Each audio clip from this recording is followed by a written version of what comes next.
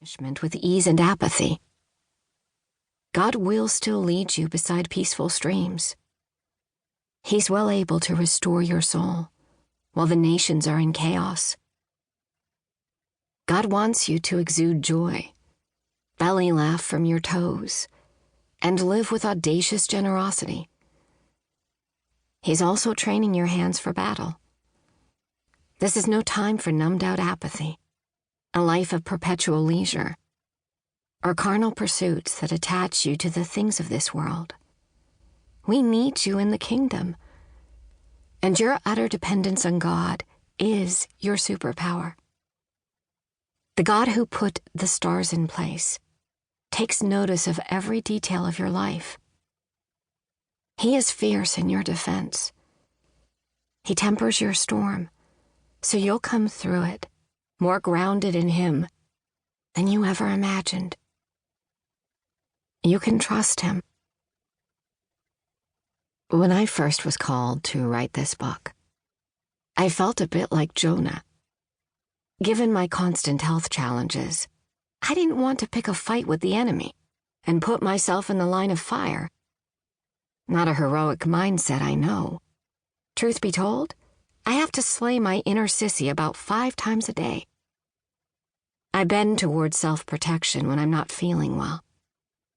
But the more culture imploded all around me and fears rose up within me, and the more I heard cries for help in a way that felt beyond me, I knew the battle had amped up, which meant that we as God's people needed to rise up.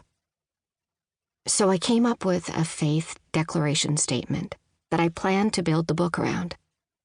That is, as a citizen of the heavenly kingdom, I speak with precision, I pray with power, and I walk in authority. I actually liked it a whole lot. But then I thought of Paul's words, I put no confidence in the flesh. Though my faith statements were biblically grounded, that approach didn't feel like the right strategy for me or for the times. My friend and I noted recently that when Joshua led the Israelites into the Promised Land, it was with a conquering mindset. And that was the Israelites' call for their time. But right now, quite honestly, I see us more as a people who've been exiled to Babylon. We're called to thrive in Babylon like Daniel did, with a fear of God, deep humility, and profound wisdom. In a day when people are in love with their own opinion and take constant liberties deciding who's in and who's out, we're putting our knees to the earth and our faces to the ground. Our battle is not against flesh and blood, but against principalities and rulers in the heavenly realms. We have one enemy, and his name is Satan. On our own, on our best day, we're no match for him. He has studied us our whole lives. He knows our weak spots. He knows about our unhealed wounds and how to trigger our fears. We're like little children in the face of a Goliath of an enemy. Satan's not out to just poke fun at us.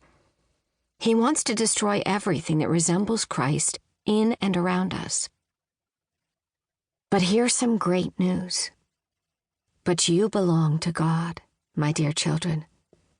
You have already won a victory over those people, because the Spirit who lives in you is greater than the spirit who lives in the world. 1 John chapter 4, verse 4.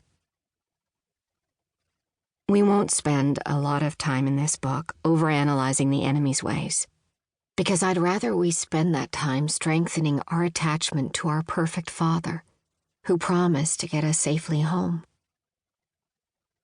We'll explore the fear of God and the profound power of a humble heart. We'll be quicker to identify the enemy's predictable lies, so we can overcome them with the truth. We'll sort through our fears, address our faulty mindsets, encourage our hearts, and then we'll stand in the authority